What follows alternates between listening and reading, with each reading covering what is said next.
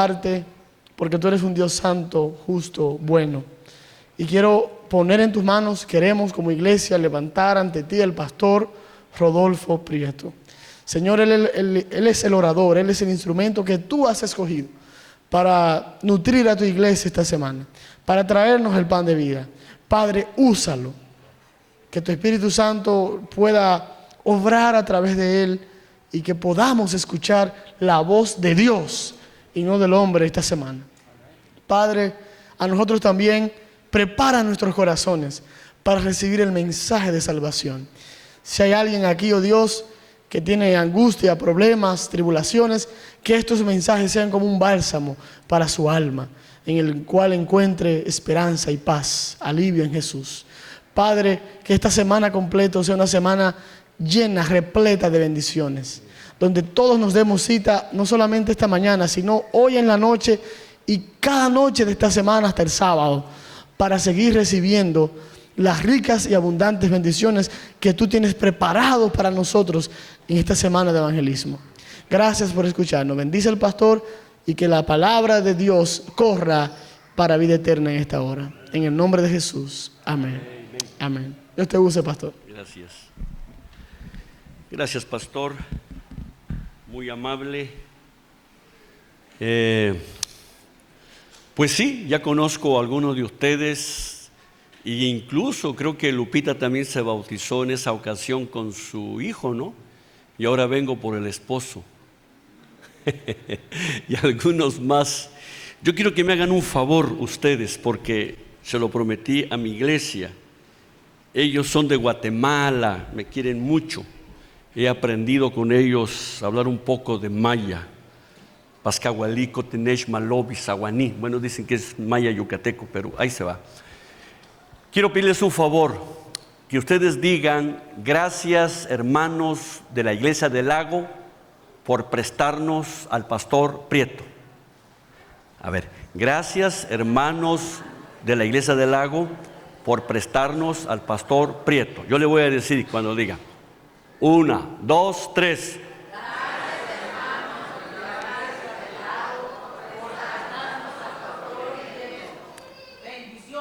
Amén. Gracias. Resulta que leía yo el otro día una pequeña nota que salió de Miami, un periódico, de una familia que vivían en la orilla del lago. Ustedes saben que en Miami pues está el mar, hay muchos lagos, hay muchos lugares muy bonitos donde mucha gente vive casi en las orillas. Y cuenta este periódico que un niño descendió de su casa, como siempre lo solía hacer, y nadar ahí cerquita de ese lago que no estaba muy profundo, pero que estaba a la orilla. Entonces había una vecina, amiga de estos vecinos, de la mamá de este niño, que observó que de repente el niño comenzó a hacer señas con su mano y de repente se sumergía y volvía a salir, y ella se percató de que algo estaba pasando. Salió corriendo y vio que era un cocodrilo que estaba tragando el brazo del niño, lo estaba jalando y había sangre. De inmediato esa amiga corrió a su casa, agarró una escopeta, le marcó también a la mamá y le dijo: tu hijo está en la orilla y hay un cocodrilo que lo está devorando. Así que corrió la vecina primero porque estaba más cerca y detrás venía la madre. Entonces la madre llegó primero. Ustedes saben que las madres, cuando algo pasa con sus hijos, ellas son capaces de levantar un árbol o capaces de levantar un carro, se mueven con agilidad porque es algo que ellas de alguna manera, el hecho de ser ayuda idónea hace que sean ágiles para salvar a sus criaturas. Y llegó la madre y se metió y agarró el otro brazo del niño y comenzó a jalar. El cocodrilo sacudía el brazo y la madre jalaba el otro brazo, así que el cocodrilo estaba tragando este brazo, pero por el otro lado la madre jalaba, y entonces la amiga estaba tratando de no pegarle a la madre ni al niño, y cuando pudo disparó y mató al cocodrilo. Y entonces dice la noticia que de inmediato alguien dio parte a la Cruz Roja, vinieron y se lo llevaron al niño. De emergencia eso salió, fue público. Y entonces la opinión pública fue a visitar al niño al hospital y el niño estaba vendado, por supuesto, porque prácticamente desgarró carne todo el brazo. Tuvieron que ponerle ahí otro tipo de material para poder forrar su brazo. Y entonces le preguntaron al niño que si podía mostrar su brazo. Le dijeron: queremos ver tu brazo, podríamos pedir a la enfermera que le quite la venda para ver cómo el cocodrilo te lo estaba devorando. Y el niño, de una manera inteligente y sabia, dijo: yo creo que ustedes no tienen que tomarle foto a este brazo, aunque está desgarrado y sí fue el brazo que el cocodrilo estaba devorando. Quiero que le tomen foto a este otro brazo, porque aquí en este brazo, dice el niño, están las huellas de mi madre que me salvó del cocodrilo. Aquí están sus arañazos, las uñas de mi mamá, y gracias a mi mamá que se metió, y gracias a mi mamá que tomó mi brazo y pudo librarme de las fauces del cocodrilo. Este es el brazo que quiero que vean. Este es el brazo que tiene que salir en el periódico. Este es el brazo que mi madre usó para salvarme. De alguna manera, esta es la historia de la salvación. Un enemigo nos está devorando.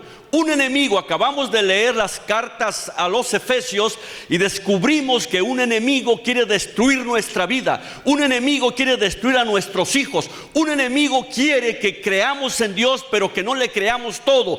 Un enemigo quiere que nosotros estemos en una fe, pero a medias. Un enemigo quiere que estemos con un pie adentro y un pie afuera. Pero hay un hombre, hay un Jesús que nos toma del brazo libre para sacarnos de las fauces del demonio. Y esta semana vamos a estudiar todo lo que el cielo hace para salvarte. La única preocupación del cielo, de los ángeles, querubines, serafines y el mismo arcángel Jesús, tratan de salvar a la humanidad, porque yo no quiero la muerte del impío, dice el Señor, sino que el impío se torne de su camino y vuelva a Dios. Esta semana vamos a estudiar todo lo que el cielo hace en cuanto a la salvación. Vamos a orar. Querido Padre, danos tu bendición esta mañana para introducir los temas, los tópicos que estudiaremos cada noche. Por favor, ayúdanos y que esta mañana nos preocupemos por nuestra salvación. En el nombre de Jesús, amén. Muy bien, señores, entonces el cielo tiene ese deseo de salvarnos, por supuesto, a todos, ¿verdad? Pero no todos quieren aceptar el llamado de Dios. Ahora escuchen esto: el plan de salvación es más grande, es la más grande ciencia. Escuchen, el plan de salvación es una ciencia para estudiar. De hecho, ni siquiera la eternidad agotará las insondables maravillas redentoras reveladas y por revelarse.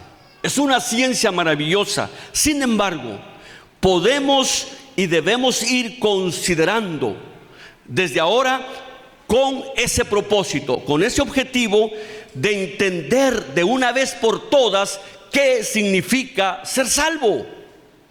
¿Qué significa ser salvo? He escuchado en otras denominaciones y preguntan: ¿eres salvo? Y comenzamos a dudar. Pues creo que sí. Pues me falta un poco. ¿Te falta o no te falta? ¿Eres o no eres? Por eso es importante entender mi salvación, la salvación de mis hijos, la salvación de mi familia. Entonces, el asunto de la soteriología bíblica cristiana es hacernos entender de una vez por todas qué es lo que realmente Jesús hizo por nosotros. Ahora escuchen, en el Antiguo Testamento se usa una palabra que se enfatiza o se usa para la salvación, y es la palabra Yasá. Yasá. De ahí viene la palabra Yeshua, parecido al nombre de Jesús, y también la palabra Tesúa. Esa es la palabra fuerte que predomina en el Antiguo Testamento. ¿Y qué significa?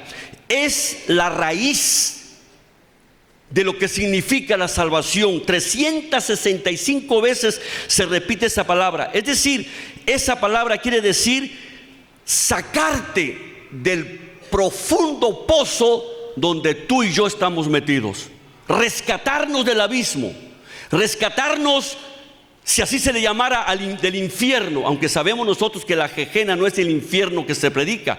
Simplemente rescatarnos de morir la muerte eterna.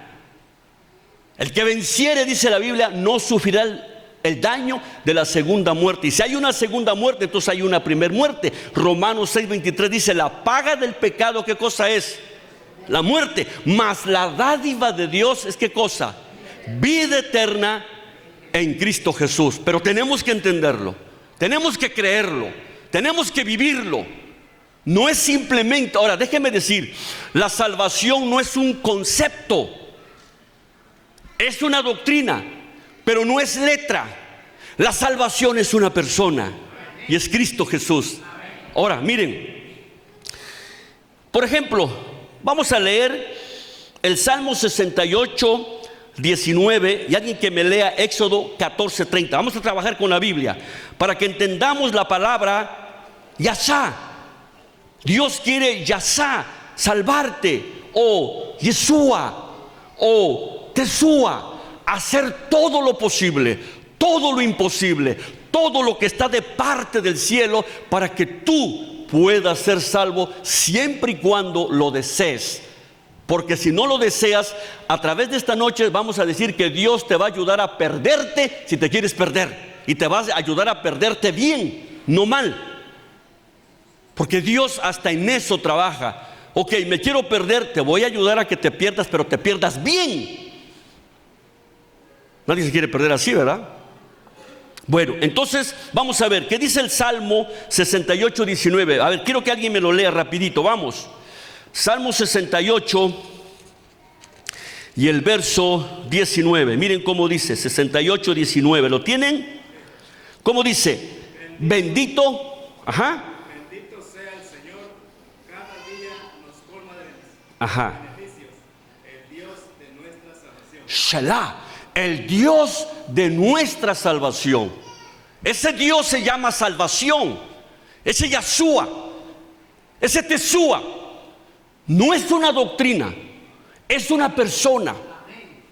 El mismo Cristo que vino a dar una campaña evangélica a este planeta, el mismo Cristo se hizo un evangelista, el mismo Cristo vino a predicar las buenas nuevas de salvación para que todo aquel que en él creyera fuera ¿qué? Es el mismo Cristo. Él fue el misionero, el primer misionero que el cielo mandó a la tierra, un Yeshua, un Teshua que te quiere salvar. Ahora, en el Nuevo Testamento, para la palabra salvación, hay muchas palabras que se usan para la salvación, porque la salvación puede ser física o puede ser también espiritual. Ahora, el nominativo para salvación es sotería, como lotería, suena como lotería, ¿no?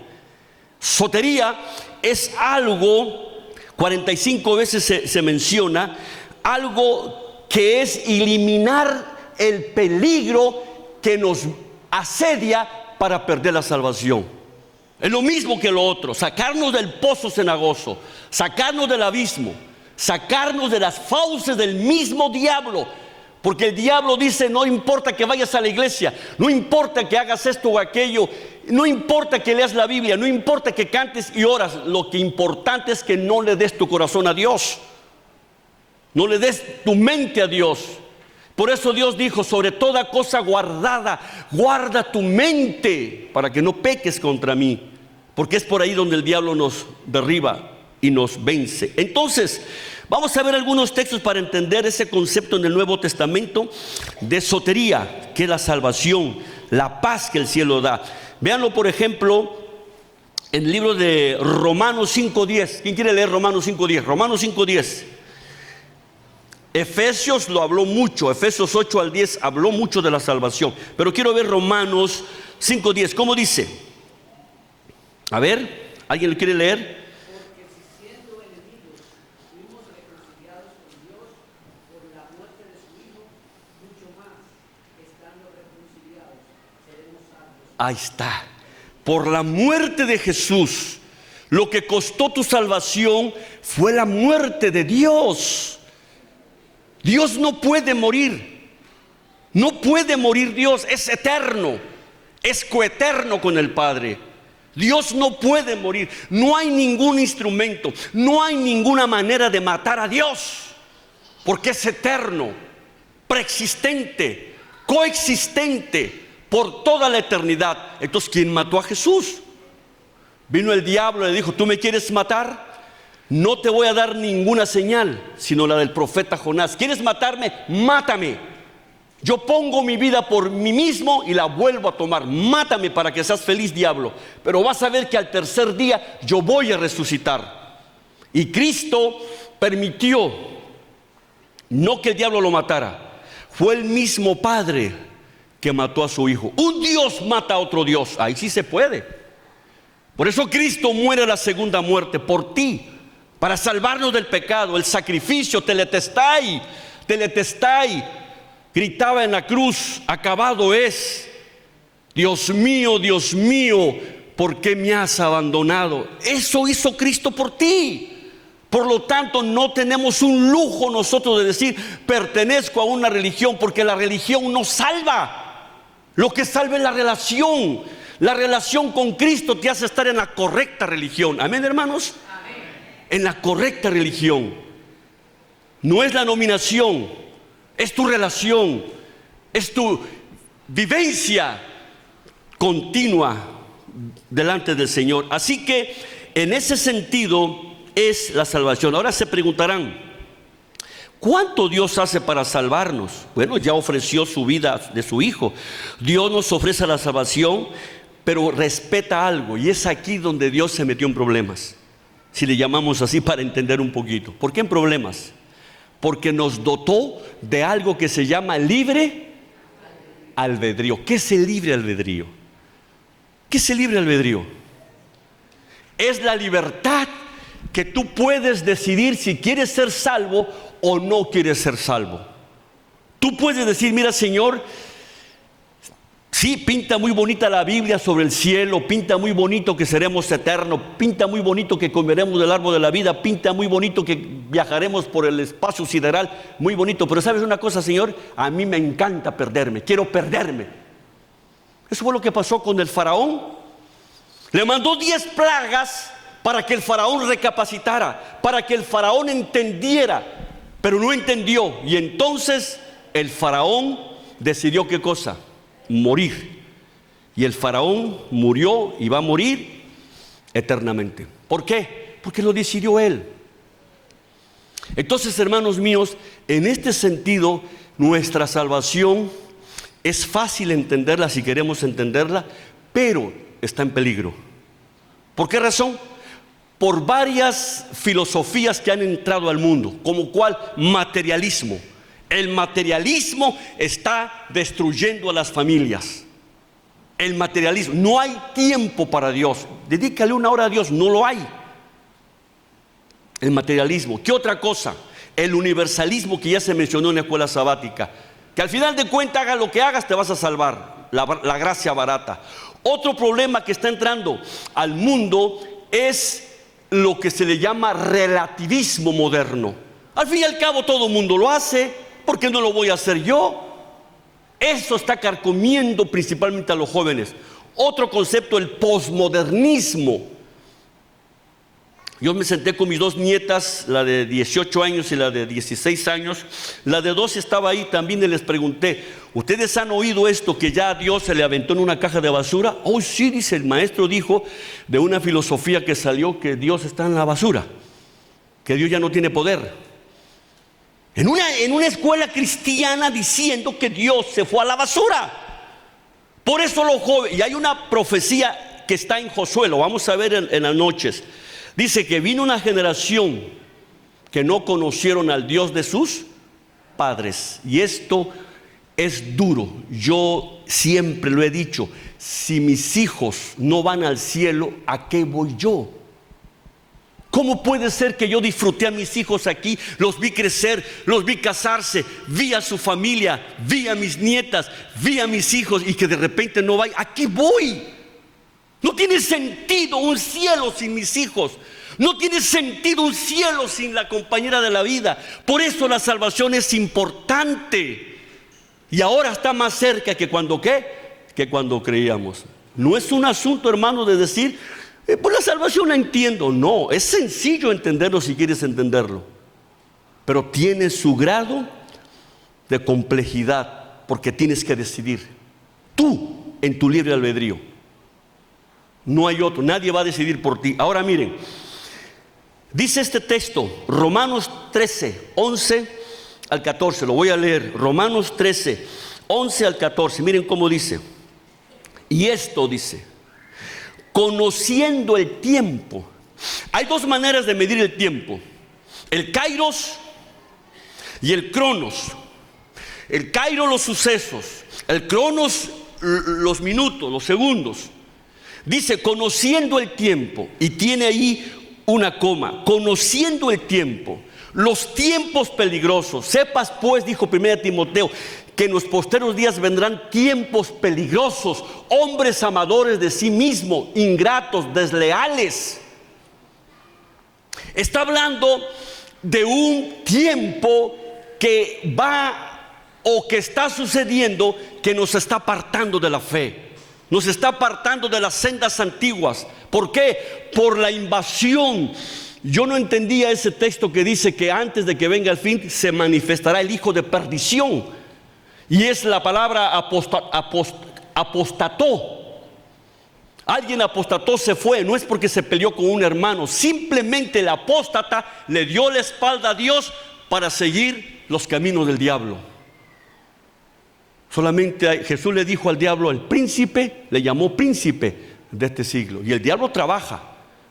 El diablo trabaja. Dios trabaja. El Espíritu Santo trabaja. Jesús trabaja. ¿Cómo lo sé? Porque a ti y a mí nos habla el Espíritu Santo. Cuando estamos a punto de tomar alguna decisión que nos va a llevar a la perdición o a separarnos del cielo, a separarnos de Dios, sentimos en nuestra conciencia una voz que nos dice, no es por ahí, no es así. Y nos trata de ubicar. Pero ¿qué hacemos? Rechazamos la voz del Espíritu Santo, y eso es acercarnos a cometer el pecado imperdonable. Entonces, hermanos, dice aquí, y esto es conociendo el tiempo, que ya es hora de levantarnos del sueño, ya es hora de sacudirnos ese tedio, ya es hora de decir, Señor, yo quiero ser salvo, yo quiero vivir la salvación, quiero gozar la salvación. En el libro de Efesios hay una palabra que se llama las arras de la herencia. Yo no lo entendía. Yo me casé por la iglesia popular porque no conocía el evangelio. Y entonces el sacerdote me dijo, Rodolfo, tienes que traer un cofrecito con unas moneditas que se le llaman las arras. Y se la vas a entregar a tu esposa como una promesa a ella de que nunca le faltará el pan, nunca le faltará el dinero. Tú vas a trabajar por ella porque ella va a cuidar a los hijos. Yo me acuerdo, no sé cuántos de ustedes se casaron por la iglesia popular. ¿Se acuerdan de esa? ¿O lo dieron? Ustedes ni lo dieron, capaz que se lo llevaron, pero era una cosita así como un baulito de monedas. Pues Efesios está diciendo que esas arras es una palabra que se usa en griego prolépticamente, es decir, anticipadamente ya gozamos, ya tenemos la salvación porque Cristo murió por nosotros. Solo falta el todavía. Pero amados míos, la salvación, ¿cómo podemos perder una salvación tan grande? Entonces ahora el tiempo de levantarnos del sueño, porque ahora, dice, ahora, right now, ahora mismo, está más cerca de nosotros, ¿qué cosa? Nuestra salvación, que cuando, ¿qué cosa? Está más cerca, hermanos, nuestra salvación. ¿Cuán cerca? Yo no puedo medirlo, pero está muy cerca, muy cerca. Tengo un amigo chileno, pastor, trabajamos juntos en Hot Spring. Él siempre oraba por mí. Él no es un pastor, por ejemplo, estudiado, ¿no? Él se hizo laico, muy buen predicador, toca la guitarra, levantó iglesias. De hecho, las iglesias que dejó en Hot Spring las levantó él y me las dejó a mí. Y él siempre era un pionero, siempre abría obra. Era un hombre de Dios. Y siempre oraba por mí. Siempre oraba por mí. Yo le decía, dame chance, Jorge, déjame orar por ti. No, es que yo quiero orar por ti. Pero un poquito antes del COVID, durante el COVID, me llamó y me dice, Rodolfo, ahora sí quiero que ores por mí. Ok, ¿y qué quieres que yo pida por ti? Y me dijo, mira, quiero que pidas a Dios por mi esposa y por mis hijos y mis nietos. ¿Pero por qué me estás diciendo esto? Yo no sé, tengo una corazonada muy fuerte que me voy a morir. No inventes, Jorge, eres más joven que yo. Tú no estás rengo como yo por tanto fútbol, aunque él jugó fútbol también en Chile. Y me dice, yo no sé, pero ora por mí. Y me insistió, tanto que tuve que ir a verlo, porque ya era algo raro, que después de 8 años de conocernos, me pide que yo ore por él. Y fui a orar por él. Estaba sano, completito. Me dijo su esposa, está raro, está haciendo ahí unos papeles que esto va como su testamento. Está raro. Hermanos, al siguiente día, efectivamente, entró al hospital y al cuarto o quinto día, él murió. Murió feliz. Como vino aquel siervo Isaías, fue y le dijo a aquel hombre, prepara tu casa, ¿por qué? Porque vas a morir. Y Dios le prolongó la vida. Hermanos, si estamos vivos no es por una máscara, aunque ayudó. Estamos vivos porque todavía necesitamos ser salvos. Necesitamos estar a cuentas con Dios. Dos cositas más. Es importante, hermanos, que entendamos esto. Ahora dice, la noche está avanzada. Cuando habla de la noche, cuando ustedes escuchen en la Biblia noche, tinieblas, oscuridad, es neumatón. Tiene que ver con demonios. Los demonios están avanzados. Porque Efesios 6 lo dijo Pablo, no tenemos lucha sino contra ¿qué? Potestades de las gobernadores y principados. Nuestra lucha, hermano, no es sencilla. Miren, yo siempre presento esta teoría. Alguien tiene una moneda de 5 centavos, una moneda chiquita. Miren, vamos a pensar que el cielo es el edificio, aquí, el templo, el cielo. Y vamos a pensar que ese foco que está allí es la Tierra. Los demás foquitos son los demás planetas, pero ese es la Tierra, ¿ok? ¿Qué es más grande? ¿La nave o el foco que está ahí? La nave. Vamos a pensar que es el cielo y esa es la Tierra. Dice la Biblia que el diablo se trajo una tercer parte de ángeles y que eran gobernadores, era una jerarquía poderosa, se los trajo al Tesabuzos, que es el abismo. No es que se los trajo a la tierra, ellos vinieron a conquistar la tierra. Entonces, si se trajo una tercera, a ver los constructores, ¿cuánto es una tercer parte si dividimos en 4 pedazos la iglesia? ¿Cuánto es una tercer parte? ¿3 pedazos, 2 pedazos o 1 pedazo? Dicen que son 3 pedazos. Los constructores dicen eso. Bueno, como sea, si es un pedazo, no importa. Si nos traemos ese pedazo de ángeles caídos a la tierra, ¿cuántos demonios nos toca a cada uno? Piensa. Si yo tuviera lentes especiales para ver el abismo, Tesabuzos, el abismo, yo me asustaría. Ustedes están rodeados de demonios y también yo. Ese es el conflicto de los siglos. Pero también podríamos ver que alrededor de esos demonios, o más cerca de nosotros, ¿qué cosa hay? Ángeles. Ángeles que pelean. Si no fuera por estos ángeles, ya el diablo nos hubiera devorado como un perro rabioso. Porque así dice segunda de Pedro, que vuestro adversario el diablo anda como un león. ¿Qué cosa? Tú ni cuenta te das. ¡Qué casualidad! De que no nos damos cuenta que estamos rodeados por demonios. Ellos son neumatón, son como viento, como luz. Ellos no necesitan espacio. Qué casualidad que cuando quieres consagrarte las cosas se ponen mal. Qué casualidad que cuando quieres venir a la iglesia se te poncha la llanta. Qué casualidad que cuando quieres estar en las cosas de Dios algo sucede, pero cuando estás en las cosas del mundo no sucede nada, ni las llantas. El otro día venía manejando de Oklahoma para la casa, porque yo vivo realmente en Dallas. Tengo un pequeñito departamento en Oklahoma. Yo trabajo de miércoles hasta el domingo. Pero ese sábado decidí irme para Dallas, son 3 horas y media. Yo no les miento, iba yo manejando, Soledad a mi lado. Soledad sabe que la única manera de que yo llegue es que me va dando cacahuate, me va dando cositas que voy comiendo y eso me quita. Pero esta vez dice ella que me cacheteó, me golpeó la cabeza, me metí el dedo en la boca, me agarraba la nariz, que yo iba privado, manejando, durmiendo. Cuando llegamos a la casa, yo quedé con la pierna rígida, apretando el freno, el carro prendido con la velocidad. Tuvo que tocarle a mi hijo, y mi hijo con cuidado me retiró y me dice: papá, ¿estás durmiendo? ¿Cómo llegué? ¿Te has preguntado por qué estás vivo? Si fuera por estos ángeles maravillosos, tú ya no estuvieras aquí. Piensa un ratito. Esos demonios conquistaron este planeta. Por eso Jesús dijo: yo no tengo nada, el diablo no tiene nada conmigo, vuestro padre el diablo. Por esa razón, hermanos, tenemos que entender la salvación. Así que dice aquí: las tinieblas está avanzada y se acerca el día. Ese día de la decisión. Desechemos pues las obras de las tinieblas. Ya paremos de las obras de las tinieblas, de tener una vida doble, de tener una vida escondidas. Yo una vez dije en una semana de oración: ¿cuántos esposos le permitirían a su esposa darles el celular con todo y la clave?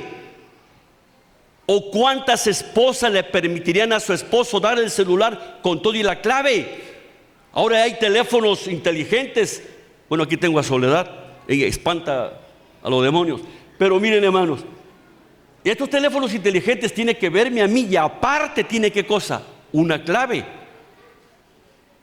Dice: desechemos las tinieblas. ¿Qué más? ¿Lo están leyendo conmigo? Dice: desechemos pues las obras de las tinieblas, vistámonos las armas de la luz, andemos como de día, honestamente, no en glotonería, borracheras, no en lujurias, lascivias, no en contiendas y envidia, sino vestidos del Señor Jesucristo, y no proveáis para los deseos ¿de qué? De la carne. A eso se le llama epitumía, cuando hay una obsesión por el pecado. Entonces, ¿cómo vamos a ser salvos si estamos aferrados? Por eso la Biblia dice: de modo que si alguno está en Cristo, ¿qué cosa es? Una nueva criatura. Y hermanos míos, entonces, en su aspecto objetivo, la salvación no es solamente una doctrina, sino una persona, y es Jesús. En su aspecto objetivo, no ocurre en el vacío, sino por obra del Espíritu Santo en la vida de cada ser humano que acepta por fe a Jesús. Nadie se va a salvar por bueno, nadie se va a perder por malo. Es cuestión de a quien tú escoges. ¿Me explico, hermanos? Si tú escoges a Jesús, serás una nueva ¿qué? Criatura. Él se encarga de reestructurarte. Él se encarga. Estaba yo con mi profesor estoy estudiando del doctorado ahora, con mi profesor, y le pregunté: profe, el asunto del libre albedrío es muy personal, ¿cierto? Es mi libre albedrío, yo puedo decidir. Sí, tú puedes decidir. Pero dígame una cosa, profesor: si yo decido y le digo a Dios: yo no quiero manejar mi libre albedrío, porque soy torpe para manejarlo, no sé manejarlo, ¿puedo decirle eso a Dios? Claro que puedes decirle eso a Dios. Tú le dices: Señor, tú maneja mi vida, porque tú sabes manejar mejor. Miren, yo llego durmiendo a la casa, un día me voy a matar.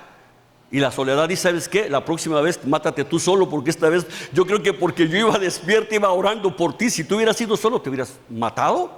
Así que, hermanos, entonces en el sentido objetivo no ocurre en el vacío, sino por obra del Espíritu Santo en la vida de cada ser humano que acepta por fe a Cristo Jesús. En relación con el pasado, el pecador experimenta los aspectos iniciales de la salvación. Acepta la atracción del Señor, el arrepentimiento, la justificación y como resultado la vida, ¿qué cosa? Eterna. Y en estos minutitos, regálenme 5 minutos, vamos a estudiar sobre la presciencia, no presencia, presciencia antes de la ciencia. Vamos a estudiar en la salvación qué significa la presciencia de Dios. Fuimos escogidos desde antes de la fundación del mundo. Mi madre me tuvo a los 13 años, mi padre la forzó. De alguna manera nací, no porque mi madre quiso, sino porque Dios de alguna manera, aunque no lo puedo entender del todo, decidió que yo naciera. Y aquí estoy, amén, para un ser. ¿Cómo fue? Yo no sé, mi madre, yo no sé, dice mi madre, pero yo te parí a los 13 años y aquí estoy, hermanos míos. De alguna manera, en su presencia, Dios decidió que yo naciera. ¿Cómo? Así como nací. Así que tú no eres resultado de la casualidad. Tú no eres la equivocación de una mujer. Tú no eres la equivocación de un hombre. Simplemente Dios te quiso traer de alguna manera para que tú tengas un propósito. Amén. Vamos a estudiar la presencia de Dios. Vamos a estudiar la predestinación, que Dios a cada persona le da un plan especial. Vamos a estudiar el llamado. Dios nos llama, la elección. No todos los que son llamados reciben el llamado. Muchos son los llamados, pero pocos, ¿qué cosa? Y no es que Dios los selecciona, es que porque quieren estar con Dios. Cuando yo era niño, estaba bien de mis piernas. Y un día nos llevaron a jugar a Lagunas, Oaxaca, donde está la sucursal de Cruz Azul de Jaso Hidalgo. Y el profesor llevaba un equipo de muchachos ya más fuertes, más grandes. Yo era un chamaco como de 13 años y aquellos eran ya de 18, 20, 30 años. Y de repente el profesor me dijo, Rodolfo, entra de extremo derecho, porque se lastimó el extremo derecho. Yo jugaba toda la banda derecha, extremo, medio o defensa. Y estaban los de la primera división del Cruz Azul, vino un cuadrangular. Venían los jugadores de 1970, 72 hasta el 75, como por el 69, por ahí todos esos jugadores que fueron famosos. Pues me metieron a jugar contra ellos. Y me manejé de tal manera siendo un niño que de inmediato al final se acercó el entrenador y me dijo, te voy a dar un oficio, ve por él a las oficinas de Cruz Azul, te vas de reserva profesional a la Cruz Azul. Hermanos míos, dije, pero Cruz Azul no me gusta, no es mi equipo. Yo le iba al Guadalajara, yo que tengo que estar en Cruz Azul. Pero los amigos me dijeron, no importa cuál equipo sea, tú vete, ya eres vas a ser profesional, te van a pagar. Y me fui a mis 13 años a la reserva de Cruz Azul. Debuté en el 76 contra el Veracruz, jugué en segunda, jugué en tercera, por eso es que se lastimaron mis piernas.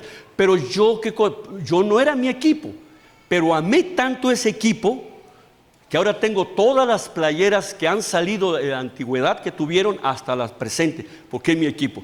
Dios te llama al equipo. Aunque no te gusta la playera, póntela, porque esa playera es de salvación. ¿Amén, hermanos? Dios. Y miren, hermanos, entonces vamos a ver sobre la elección, la justificación, la santificación y entonces la glorificación. Vamos a ver estos 7 términos, cómo Dios nos quiere salvar. Y dice este texto, y termino ahí, no sé si ponemos una música, ayer en mi memoria hay una música muy bonita, una música que se dice como de llamado.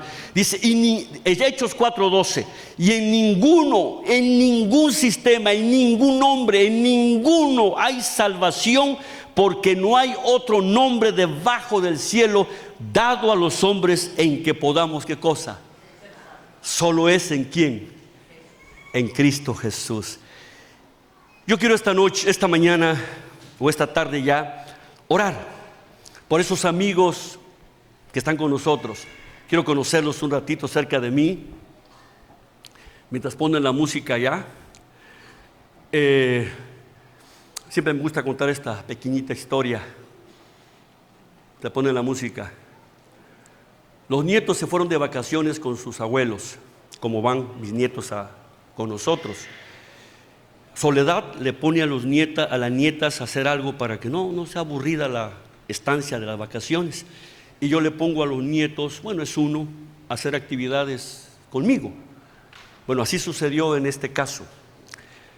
Y un día el niño, levantando las hojas del árbol que caía del patio de su abuelo o de la abuela, o cualquier música que sea instrumental cristiana, el abuelo le regaló una horqueta. ¿Una qué? ¿Cómo le llaman en sus países? Una resortera, una horqueta, eso. Le regaló ¿una qué? Algo chino, está bien, así. Eso, le regaló. Entonces el nieto acabó de guardar las hojas y todo eso, y de repente ve el pato de la abuela. Un pato hermoso, elegante. Y dijo el niño, no creo que le pegue. Agarró una piedra y soltó. ¿Y qué creen? Mató al pato. El niño corrió, volteó, agarró el pato, corrió detrás de lo que era un restaurante que tenía ahí, hizo un hoyo y lo enterró y lo tapó. Lo tapó. Llegó la noche, viene el abuelo y la abuela y dice, hijitos, mañana vamos a hacer esta actividad. A ti, le dijeron a la niña, te toca limpiar los baños, limpiar la cocina, lavar los trastos. Y la niña dijo, ¿y mi hermano qué va a hacer? A ti te toca seguir guardando las hojas para tirarla y otras cosas, como ponerla cerca. Y dijo la niña, lo que me pusiste a mi abuela lo va a hacer mi hermano. Y dijo el hermano, ¿por qué? Y la niña se acercó y le dijo, ¿te acuerdas del pato? Y el niño dijo, sí, abuela, yo lo voy a hacer. Y así se lo trajo chantajeando la niña todos los días. Ya faltaba poco para que terminara las vacaciones. El niño no aguantó y le dijo a la abuela, quiero platicar contigo a solas, en privado. Claro, se apartaron por allá y le dice, abuela, tú no eres abuela todavía, ¿o sí? Bueno, abuela, te voy a hacer abuela esta tarde. Abuela, quiero pedirte perdón. ¿Por qué? Maté a tu pato. ¿Verdad que no lo ves? Y le dijo la abuela, yo vi cuando lo mataste. ¿Qué? ¿Tú viste cuando maté al pato? Sí, ¿y por qué no dijiste nada? Porque estaba esperando que tú tomaras la decisión de decirme la verdad y dejar que tu hermana te siguiera, ¿qué cosa? Chantajeando. Pero tenías que decidirlo tú. Y esto es la salvación. El diablo te tiene aquí. No te deja mover. Si tú te mueves, le digo a tu mujer lo que estás haciendo a escondidas. Si tú te mueves, tus hijos lo van a saber. Te chantajea. El diablo te hace sufrir. Y más cuando tratas de separarte de él. Pero ya Dios vio lo que tú hiciste. Y Él espera que vengas corriendo. Si ese día Adán y Eva hubieran corrido, Padre, hemos pecado, comimos del fruto. Eva no entendía qué es morir, ni yo. Porque miren, yo no sé, pastor, ¿sabía Eva y Adán qué era morir? Adán, Dios dijo que íbamos a morir. ¿Qué es morir, Adán? Porque nunca habían visto morir a quién. A nadie. Si ese día hubieran corrido a los brazos de su padre, la historia sería otra. Yo quiero esta mañana llamarte, amigo, quiero orar contigo. Ven, yo no sé quién es un amigo que nos visita. Ven, quiero orar contigo. Quiero orar contigo. Ven, párate tantito, ponte de pie, ven. ¿Hay algún menor, algún joven? Ponte de pie, amigo, que has venido con nosotros. Quiero orar, no tienes que venir si quieres, solamente ponte de pie. Dios le bendiga, Dios le bendiga, Dios le bendiga. ¿Alguien más de este lado? Quiero orar. Quiero orar. Y te lo digo de todo corazón. Yo he visto al diablo. He visto al diablo. Lastimó a uno de mis más amados de la familia, mi yerno. Y mi yerno se divorció de mi hija. Yo amaba a mi yerno porque es hijo de pastor también. Yo amaba a Carlos, lo amo. Lo he llorado. Cayó en el alcohol. Mi hija se despedazó. Mi hija está dolida. Y duele. Duele. Ver a un hijo de Dios que canta, que predica, director de clubes. Duele. Solo abrazo a mi hija y le digo, vamos a orar y ayunar para que no pierda la salvación. Están sus dos hijos. Mi nieto se quiso suicidar. Tuve que dejar un año el ministerio y me puse con Soledad al estudio. Gracias a Dios se bautizó y va a terminar su carrera. Amados, esto no es un juego, es tu salvación. ¿Cuántos esta mañana quieren decir quiero ser salvo? Pónganse de pie todos los que quieran. Quiero ser salvo. Quiero que Dios me ayude. Quiero que Dios me hable. Y lo va a hacer. Créemelo. A través de las evidencias, a través de lo que tú vas a escuchar esta semana, Dios te va a hablar. Querido Padre, ayúdanos. El diablo es más fuerte que nosotros. Es el padre de la mentira. Conoce el cielo. Tiene muchas artimañas. Tiene dardos venenosos que hirió a Carlos, mi amado yerno. Lo lastimó. Lo derrumbó. Pero yo sé que lo vas a rescatar tú, porque tú nunca pierdes una batalla ni una guerra. Y esta mañana yo no sé quién está pasando por un valle de sombra. Permite que esta semana haga planes y venga y juntos aprendamos cuánto el cielo hace para que seamos salvos. Llévanos en tu bendición y danos tu perdón y permite ayudarnos para que no faltemos ninguna noche. En el nombre de Jesús. Amén. Amén.